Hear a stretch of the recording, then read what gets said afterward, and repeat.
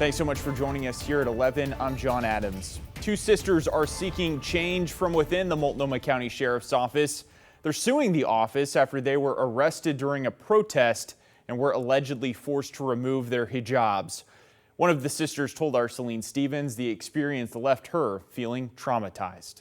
It was just like one traumatic experience after another, and it just seemed like it just kept getting worse. This is Serene Abuhawa. She and her sister were arrested last year after participating in a peaceful demonstration for Palestine at the Grand Floral Parade.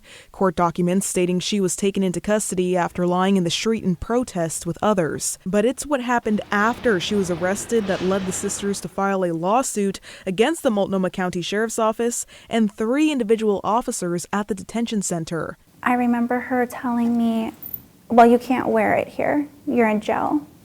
And I responded with, just because I'm in jail doesn't mean I'm no longer Muslim. Like, I'm not taking it off. She's talking about one of the female officers who demanded she take off her hijab.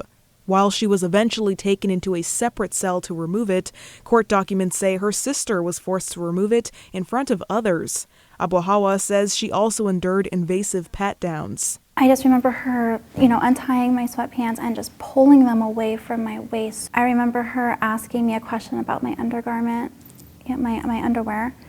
And this was all in front of the men, and it just felt so violating. She was forced to take her mugshot without her hijab and was seen by numerous male officers as she waited late into the evening to be released and get her items back. I felt naked, like hijab is something that is part of my identity, it's part of my modesty, and I'm not supposed to be revealed in that way. Now, the hope with this lawsuit to bring a change to how those who wear religious coverings are treated when arrested. The real heart of this case is that what happened was so avoidable. And it's a simple ask from these young women. They just want these photographs destroyed, and they don't want it to happen to somebody else. Aya Beydoun is one of the attorneys representing the sisters. Her goal? To get all photos and video footage of the women without their hijabs destroyed. It's a very common accommodation that local prisons, state prisons, federal prisons all make for anyone who wears religious head coverings. Do they have to remove the woman's hijab in order to do a proper search and pat down, in order to have an identification photo? We say absolutely not. Celine Stevens. The charges against both women related to the protest at the parade were eventually dismissed. We've reached out to the sheriff's office, but we're told they do not comment on pending litigation nor the circumstances surrounding it. The latest number of fatalities across the 5 counties that were hit from flooding in Texas is now up to 51. Tonight, Texas Governor Greg Abbott and the Secretary of Homeland Security, Kristi Noem, visited Camp Mystic. There are still more than 24 girls who are missing from that camp after flash flooding swept through the area. Rescue efforts are still underway with helicopters, boats, and drones being used to search for survivors. So right now we're kind of looking at this in 2 ways. Call it the known missing, which is the 27 camp kids that are missing. We will not put a number on the other side because we just don't know. The Trump administration is providing additional assistance from the federal government to help rescue efforts. Now back in our region, first responders in Washington are investigating a deadly crash that left 1 person dead and another facing vehicular homicide charges.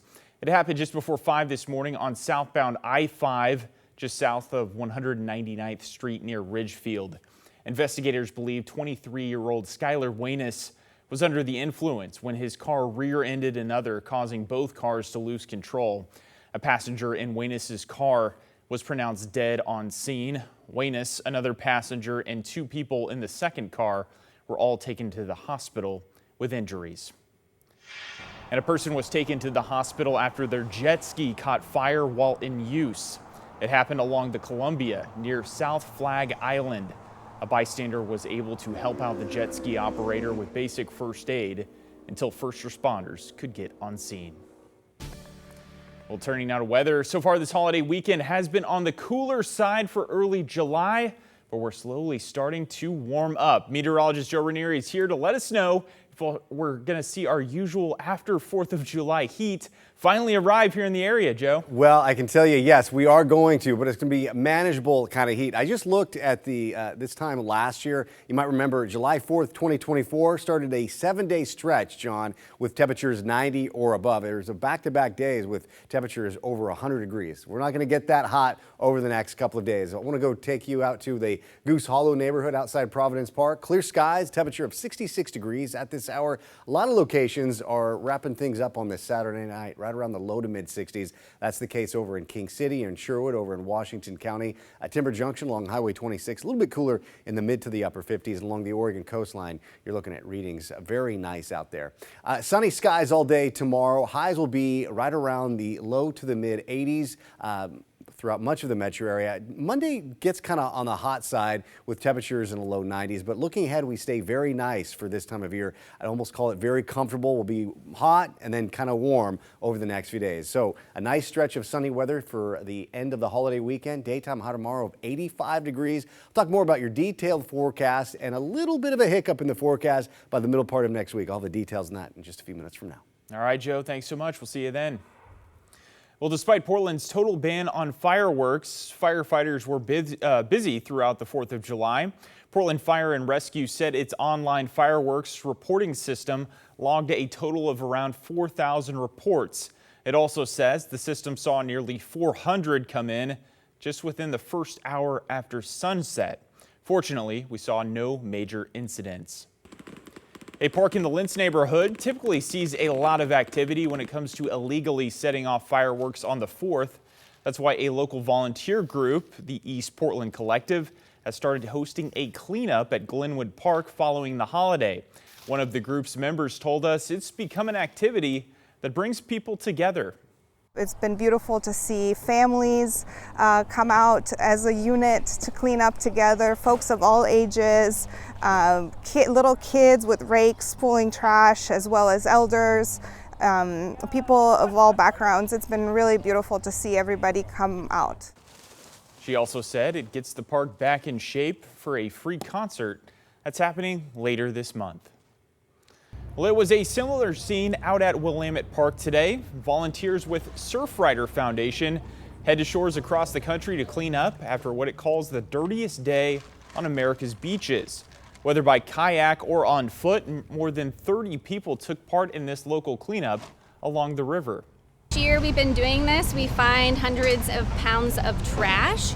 So unfortunately, people don't take care and take what they brought in from enjoying our beautiful river system. So it's people like us who come and make sure that we keep it clean for everybody else to use.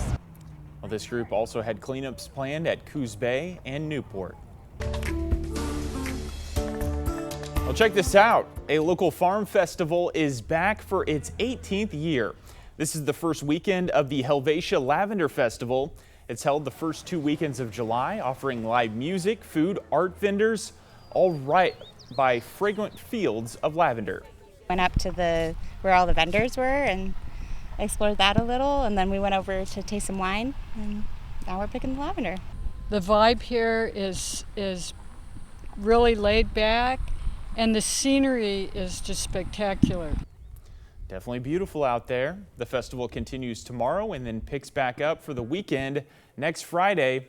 Admission is $10 for adults and free for kids under the age of 13.